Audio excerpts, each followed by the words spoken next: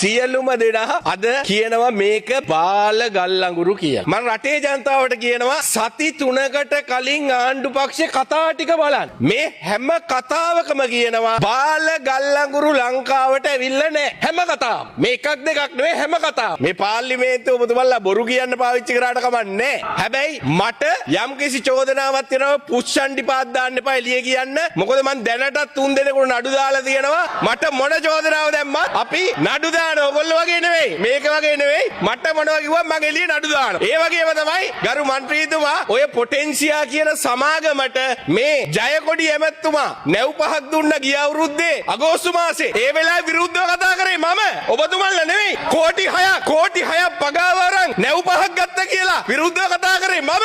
ඔබතුමන්ද?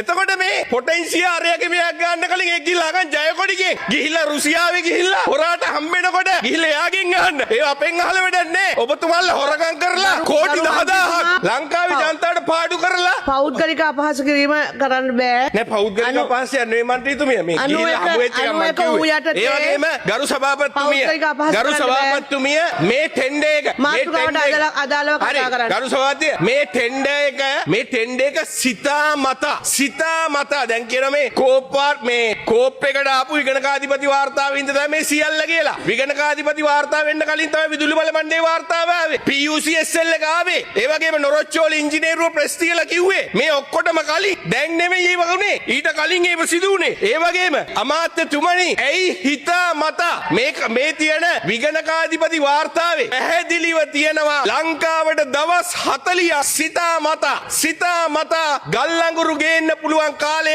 කල් දාලා තියෙනවා. ඇයි එහෙම කරේ? හේතුව තමයි මේ බාල ගල්ලඟුරු ගෙනාවමත් මේ ටෙන්ඩර් එක කැන්සල් කරන්න බෑ. දවස් ටිකේ විදුලිය කැපුවා. දැන් එමත්තුමා පාර්ලිමේන්තුවේ ඇවිල්ලා කියනවා නෑ එහෙම විදුලිය කැපුවේ නෑ කියලා.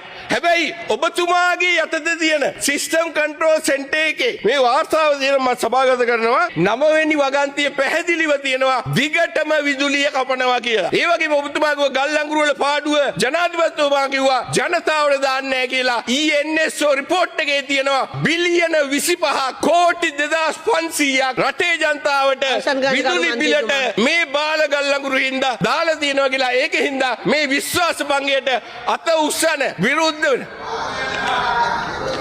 නේ බාල ගල්ලඟුරු කියලා නේ මේක දෙන්න. ඕ කියන්න හරි. අකුරු කියන්න පුළුවන්. ඔව්. ගරු සභානායකතුමා.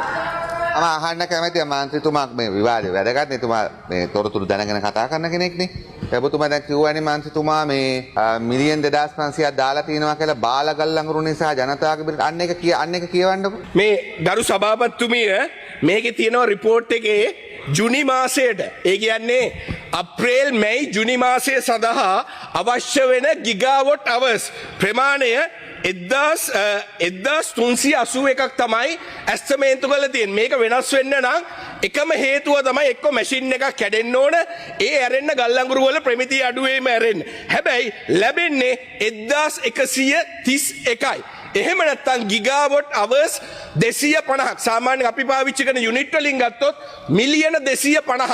අද ඩීසල් මිල ගත්තොත් එහෙම ඔබතුමාලා විකුණලා මිල නෙමෙයි එක යුනිට් එකක් 125යි.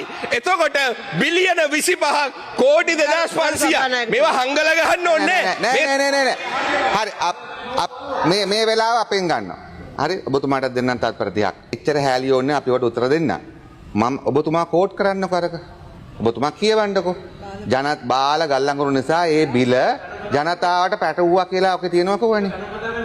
හේ චානකමන් ඒ කියන්නේ මේ නෑ මන්ත්‍රීතුමා කවුද අපේ මේ චානක මන්ත්‍රීතුමා එක කියන එක අපිට ප්‍රශ්නයක් නෑ. ඔබතුමා කියවන්නේ ඔගේ රිපෝට් එක හැන්සාට් කරනවා ඒකේ තියෙනවා කියලා. අන්න ඒ ටික කියවන්නකෝ වෙලා තර්කේ ඕනේ නෑ තර්කේ දන්නවා. චානක මන්ත්‍රීතුමා මේ ගරු බිමල් රත්නායක මහත්තයා ඒ වචනෙන් ලියලා නෑ. හැබැයි බාල ගල්ලඟුරුයි කියලා මේ යුනිට් ප්‍රමාණය අඩුවීමත් IMF එකේ අද රිපෝට් එකේ තියෙනවා. IMF රිපෝට් එකේ තියෙනවා. මේකේ තියෙන මේ බලන්න මේක සම්පූර්ණ තියෙනවා බලන්න කියවන්න ගණන් හදන්න එතකොට පුළුවන්. ඒක අර අකුරු වලින් කියන්න ඕනේ ගණන් හදන්න යුනිට් ගාන අඩු ගාන ගන්න ඒකේ ඩීසල් ලගේ ගන්න එතකොට බුදුවාට ගාන හදා ගන්න